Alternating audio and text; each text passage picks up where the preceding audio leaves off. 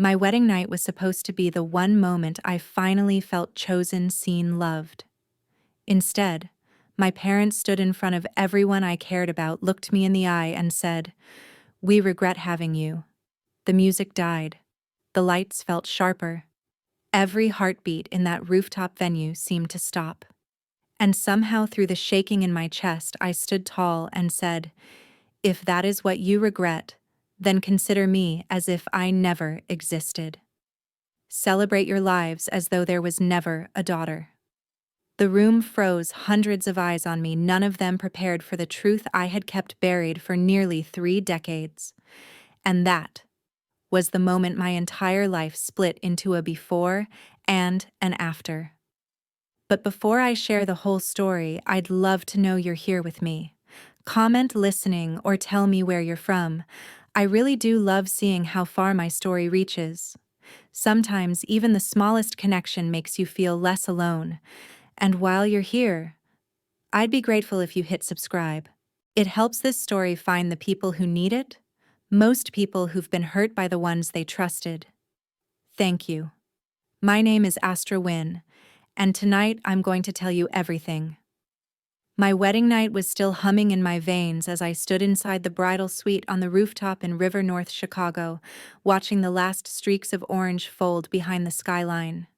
From the window I could see the Chicago River glinting under the city lights, and the decorating team bustling around the tables below, placing candles and adjusting floral centerpieces. Inside the room, my bridesmaids were laughing about something one of them had said. The makeup artist was fixing a loose curl near my cheek, and my phone buzzed with a message from Noah. "You look beautiful already." Deep breath. "I'm here." I smiled, but beneath it my chest tightened with a familiar anxiety I hated admitting out loud. I kept wondering how my parents were going to behave tonight, whether they would find a way to celebrate me, or find a way to diminish me like they always had. I grew up in Cleveland, Ohio, and for as long as I can remember, I've been the kind of girl who built herself from the ground up. I put myself through school, worked multiple jobs, moved to Chicago, and clawed my way into a consulting manager role before age 30. My colleagues trust me. My friends believe in me. Noah's family treats me with warmth I never had growing up. Yet the two people whose approval I chased longest, my parents never saw me as enough. Tonight was supposed to be different, or at least that's what I kept trying to convince myself. As the makeup artist powdered my jawline, my thoughts drifted to the way I always describe my family when people ask. My father, Victor, is a high school teacher who believes only one career matters: medicine. My mother, Elaine, a hard-working ER nurse, worships the idea of saving lives like it's a religion. My younger sister, Sienna, is their shining star, the doctor in training, the girl they parade proudly to every relative, colleague, or stranger. Every time I talk about my family, I feel my voice tighten. I force a smile because the alternative is admitting I've felt invisible in that house for most of my life. One of my bridesmaids, a close friend from my MBA program, glanced at me in the mirror and chirped, "Astra, your parents must be so emotional today. Their oldest daughter getting married in Chicago? This must be huge for them." I let out a laugh that sounded lighter than I felt. "Yeah, I said they're on their way." I didn't say what my stomach already knew, that I'd watched them beam at every stage of Sienna's journey, yet whenever it came to me, pride was something they rationed out if they gave it at all. I hated how much I feared they'd turn my wedding day into another platform to brag about Sienna, another reminder that I was always second place in the home I grew up in. A light knock sounded and the door opened. Noah's parents stepped in carrying flowers and warm smiles that reached their eyes. His mother pulled me into a soft hug and said, "You look stunning, sweetheart. You've been part of our family long before this day. We're just making it official now." My throat tightened unexpectedly. Their uncomplicated kindness always caught me off guard. Every time they spoke to me like that, I felt that familiar ache, a wish that I could speak of my own parents the way Noah spoke of his. Then my phone vibrated again. Noah's message flashed. "They just arrived downstairs." I moved toward the window and looked down at the entrance. There they were, Victor and Elaine pulling their suitcases behind them, their faces stiff, their posture tense. No smiles, no excitement. They looked exactly how they always looked when it came to anything about me, like they were performing an obligation, not showing up for their daughter's milestone. In that moment, I felt a cold shiver crawl up the back of my neck, the same cold I remembered from Cleveland winters. I suddenly wasn't standing in a beautiful Chicago rooftop suite. I was back in that old house bracing for disappointment. I whispered to myself, I don't know what else I'm about to hear from them tonight, besides the words they're supposed to say. To understand why that fear lived so deep inside me, why the sight of my own parents could turn my wedding day into something fragile, I have to go back to where it all began. Back to that small house on Lorraine Avenue in Cleveland, where I first learned that not all children are loved the same, even when they're born under the same roof. The kitchen in our Cleveland home is the first memory that surfaces whenever I try to explain my childhood.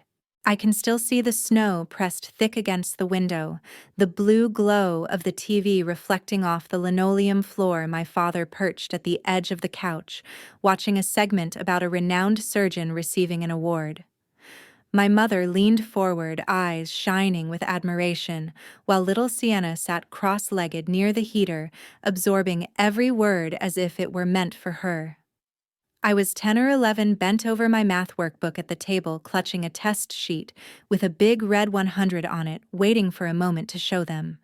But there was never room in conversations like that for math or numbers or anything that didn't involve stethoscopes or hospital corridors. Every dinner felt like an extension of that evening.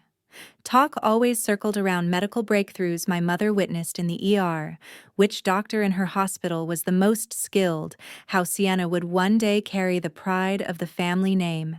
When I tried tentatively to share that I loved math, or that analyzing charts made me happy, my mother would say, "That's nice, but it's nothing compared to saving lives." Eventually, I stopped offering pieces of myself. I started swallowing things. Whole joy, excitement, curiosity, until silence became easier than hoping for approval that never came. The first time I understood my place was on a shared birthday. Because Sienna and I were born close together, my parents combined our parties to save time. The cake that year said "Happy Birthday, Sienna" in perfect red lettering. My name was squeezed in the bottom corner in thin white icing, almost scribbled, easy to miss. When one of my uncles joked, "Oh, it's Astra's birthday too," my parents laughed and waved it off. I smiled back and said, "It's okay, I'm used to it," even though something tightened painfully inside my chest. That was the first time I truly felt like a shadow useful, only because it made the spotlight on Sienna shine brighter. Later that night, I walked past my parents' bedroom and heard my mother whisper, "If we only had Sienna, we could put everything into her. It would be easier." My father replied, "Astra doesn't need much. She's not the type to make us proud anyway. As long as she behaves and doesn't cause trouble, that's enough." I froze. I didn't cry. I just stood there with my hand on the doorknob of my room, wondering for the first time whether my existence was a burden they carried quietly. I kept trying anyway. I joined the math team, won a district competition, brought home certificates my teacher was proud of. My mother mentioned it to my father once, but in the same breath added, "Well, at least she's good at something." Moments later, my father was already talking about Sienna's biology scores and how she was clearly destined for medicine. Anything I achieved became a footnote to Sienna's future. One evening, while we watched a commercial about a business school, I asked, "What if I study economics or business?" My father barely glanced at me as he said, "If you want stability, be a nurse like your mother. Or, if you're good enough, be a doctor like Sienna will be. Business is just money, it's not meaningful." My mother chimed in with the line she loved using, "Saving a life is worth more than earning a fortune." Those words carved themselves into me, forming an unspoken rule. Whatever I did would always be less noble, less worthy, less celebrated. Sometime after dinner one night, I took a small notebook upstairs and wrote a sentence on the first page. One day I'll become so good they can't pretend not to see me. I didn't know it then, but that promise would shape every decision I made for the next decade. It would drive me to overwork, oversacrifice, and overgive until I barely recognized myself.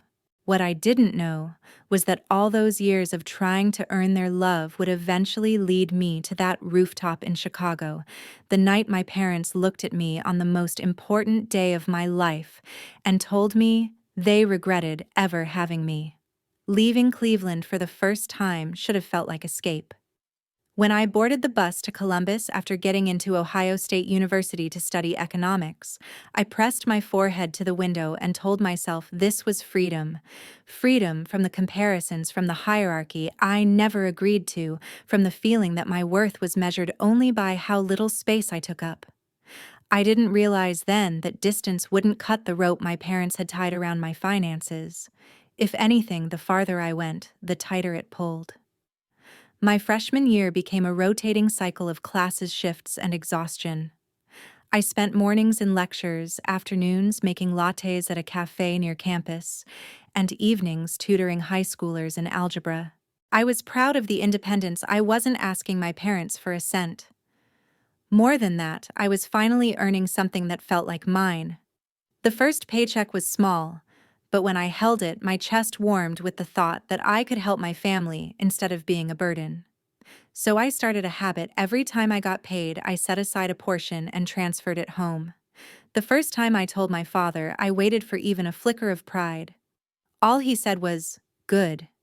Keep doing that." There's a lot to cover, especially for Sienna. He didn't say thank you. Didn't ask if I was eating well or keeping up with school. The message was clear. This wasn't generosity, it was expectation. But I kept telling myself his tone didn't matter. I thought if I kept giving, eventually, he'd notice more than the money. When Sienna prepared for medical school, the financial demands multiplied. MCAT prep courses, application fees, travel expenses, each cost felt heavier than the last. My mother called one evening with the same mixture of guilt and entitlement she always used on me. "Astra, if you don't help, how can we manage? Sienna is the future of this family." I agreed before she finished the sentence. It felt like duty, like the kind of thing a good older sister did.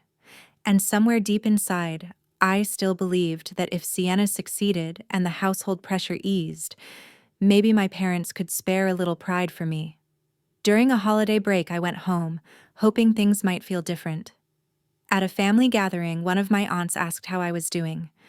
I opened my mouth to answer, but my mother stepped in. "She works a lot. Sends money home. It's helpful."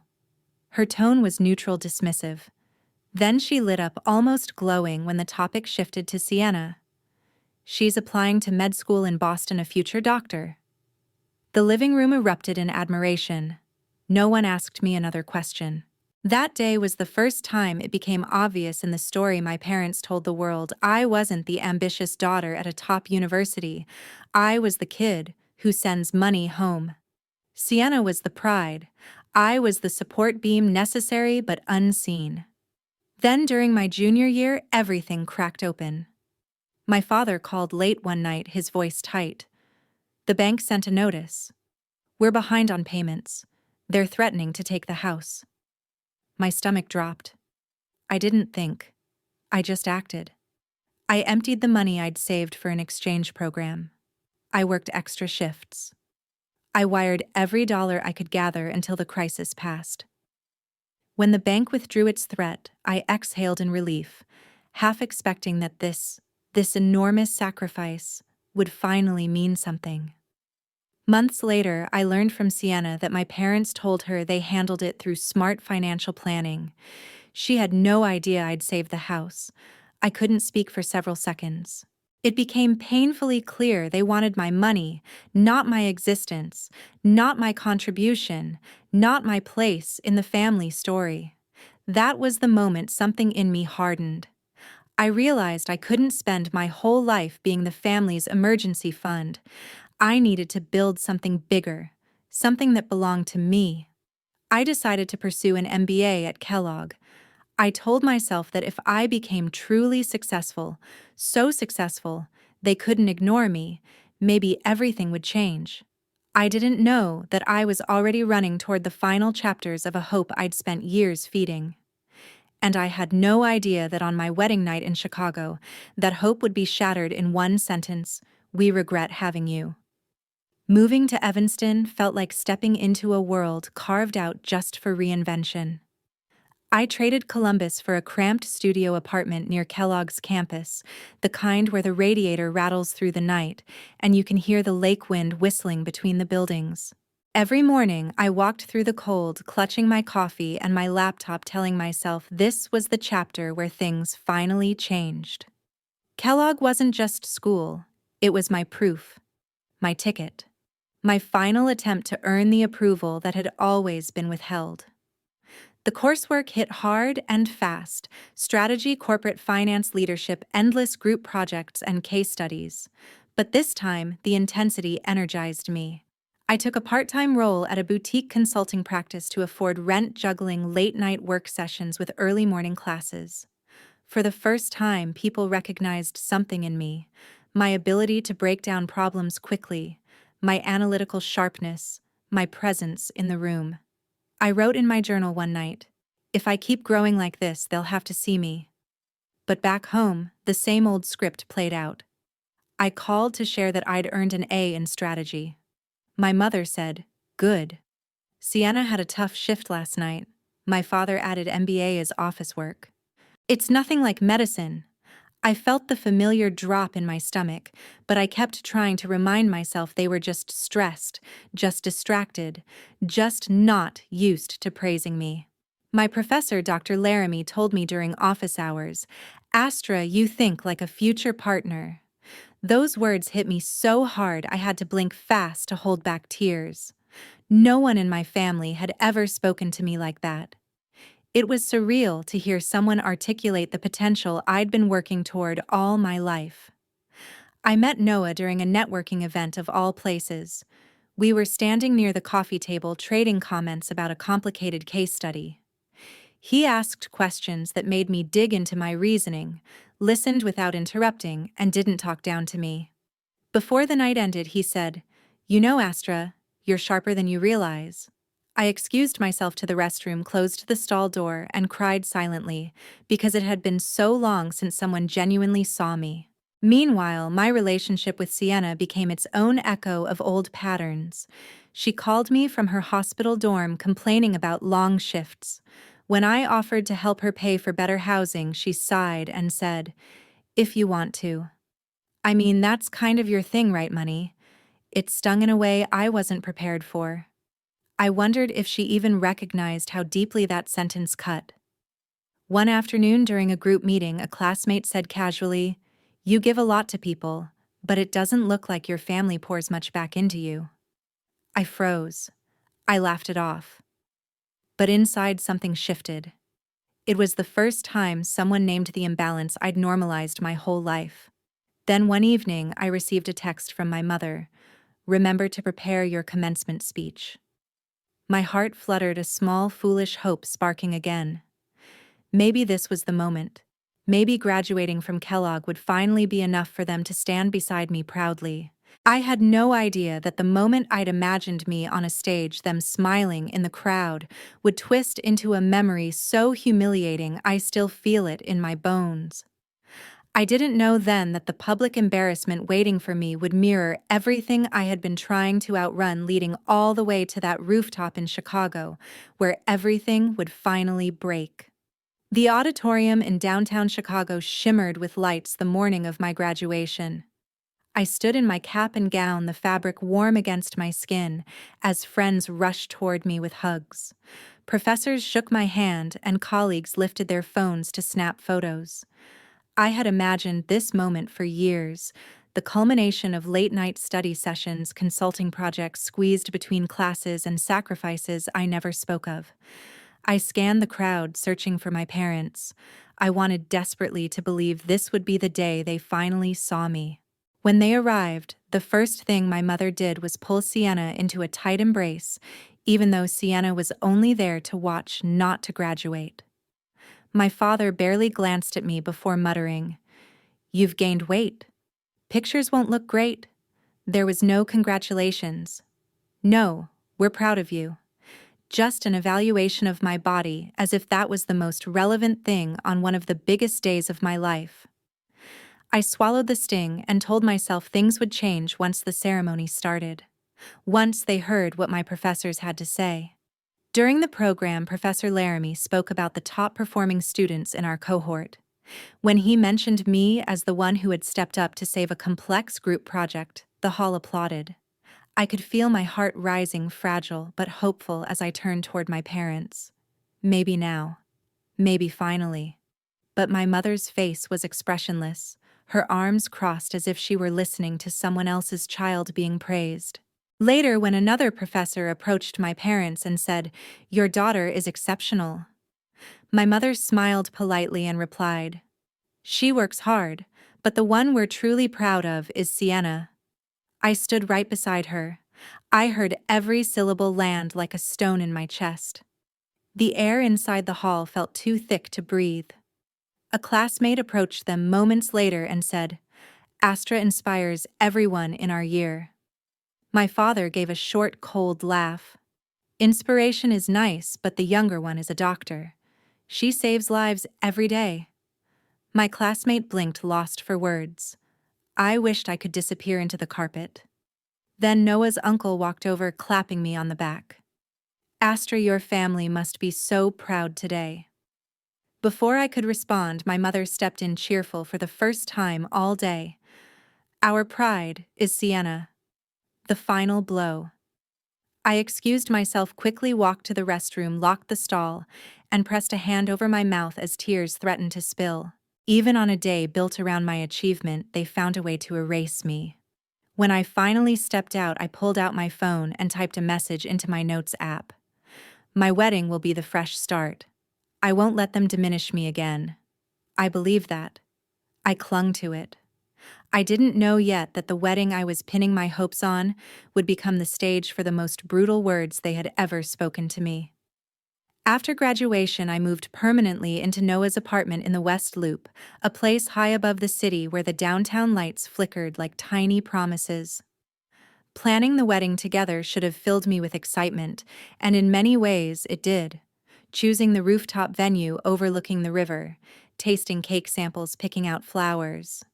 But beneath the joy, a tiny ember of hope still burned for one impossible thing: that my parents might finally show up for me, the way I had spent my whole life showing up for them. That fragile hope started cracking almost immediately. My mother complained that the menu wasn't as elegant as the kind of wedding Sienna would have one day. My father asked why we didn't choose a ballroom instead of a rooftop, as if my choices were an inconvenience. Each comment chipped away at the excitement I tried so hard to build. Still, I kept repeating, "They're stressed. They'll be fine on the day." It was the same lie I'd told myself for years. Then Sienna called out of nowhere, "I'm not sure I can make it. I have shifts that week. If I can come, I'll come." I felt my stomach drop. She was my sister. This was my wedding. And yet she spoke as if I were inviting her to a casual lunch. When my parents found out, their first reaction wasn't disappointment, it was anger at me. "Why would you pick a day that overlaps with her schedule?" my father demanded. As if her life, her time, her path were the only ones that mattered. In contrast, Noah's family called us with smiles and warmth. His mother said, "Tell me what you want and need. This is your day. We're here for you." I almost cried at the simple, unconditional kindness. I had never heard those words from my own parents, not once. Then came the demand I should have seen coming. My mother called and said, "During the ceremony, Sienna should give a short speech. She is the pride of the family. It's only right she speaks." I responded carefully, "Mom, this is my wedding. The speeches should be about me and Noah." My father snapped, "Without her, this family has nothing to show." I felt cold from the inside out. They weren't coming to celebrate me. They were coming to showcase her. The night before the wedding, I lay awake in our dim apartment staring at the ceiling while Noah slept beside me. I wrote in my journal, "If they hurt me again, I won't stay silent this time." My hand trembled as I closed the notebook, unaware that within 24 hours on that Chicago rooftop, I would say the sentence that froze an entire wedding and severed the last thread between us. If that is what you regret, then consider me as if I never existed. The rooftop glowed like something out of a dream, string lights draped above us like constellations, candles flickering along the aisle, the soft hum of a saxophone drifting into the warm evening air. When I stepped out in my wedding dress, the breeze tugging gently at the veil, I felt like I was finally stepping into a life I had carved with my own hands. I begged myself to believe that tonight, just once, my family wouldn't ruin everything. My parents arrived without emotion, without warmth, without even a polite attempt to match the joy around them. They didn't hug me. They didn't say I looked beautiful. My mother's first words were, "Just don't do anything that puts Sienna in an awkward position." I held my smile so tightly my jaw trembled.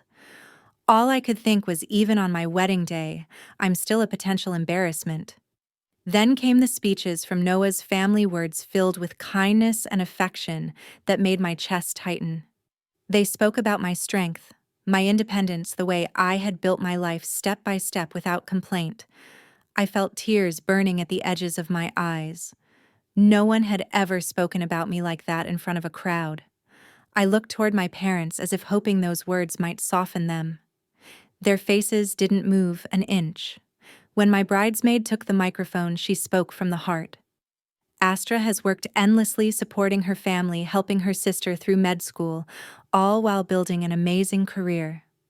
The sincerity in her voice warmed me, but the moment I glanced toward my parents, my stomach flipped. They were stiff offended. My mother's lips pressed into a thin, disapproving line. My father glared at the bridesmaid as if she'd insulted him. And then the part I dreaded, the call for my parents to speak. The MC's voice echoed beautifully. "Now let's welcome the bride's parents to say a few words." My heart pounded so hard I could barely breathe. I wanted to believe just for a second they might say something kind, something simple, something human. My father took the microphone and cleared his throat. "Astra is fine," he began as if he were giving a performance review. "But the real pride of our family is Sienna." The rooftop fell silent. Forks stopped midair. Even the music stuttered. Noah's family stared at him in disbelief. I felt my vision shake. Then a guest, trying to save the moment, asked gently, "You must be so proud of Astra today." My father lifted the mic again, his voice sharp, cold, and too loud. "We regret having you." My mother didn't flinch.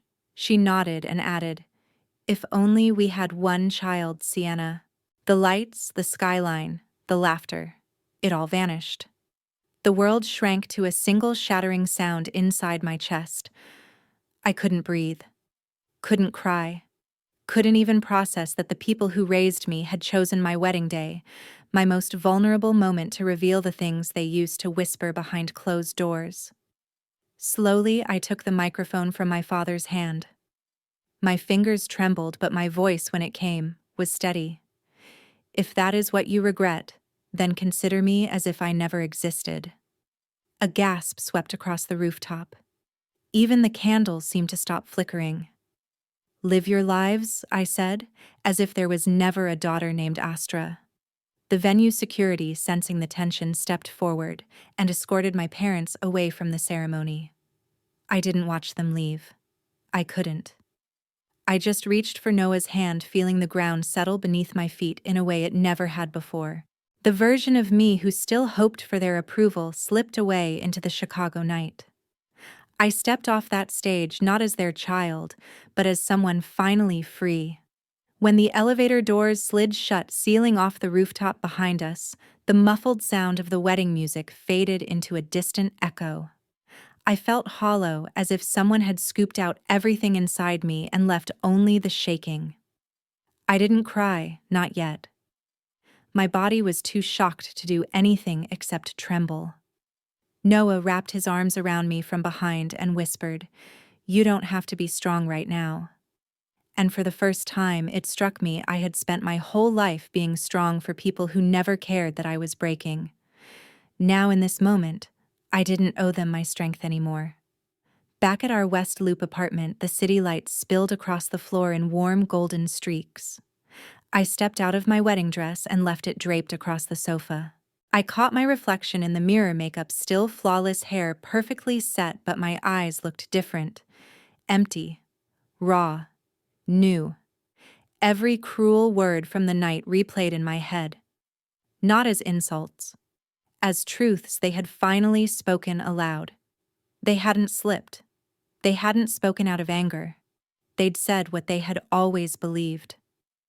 My phone buzzed relentlessly. Messages poured in from relatives. "You embarrassed your parents. They said that because you talked back." Family arguments shouldn't be aired in public. Not one message asked if I was okay. Not one asked why I said what I said. To them, my value had always been limited to what I could give. Nothing more. Then the screen lit up again. My mother's name. I answered. Silence stretched between us. Finally, she said, her voice cracked with fury. "You humiliated us tonight. If we'd known you would turn out like this, we wouldn't have let you exist in the first place."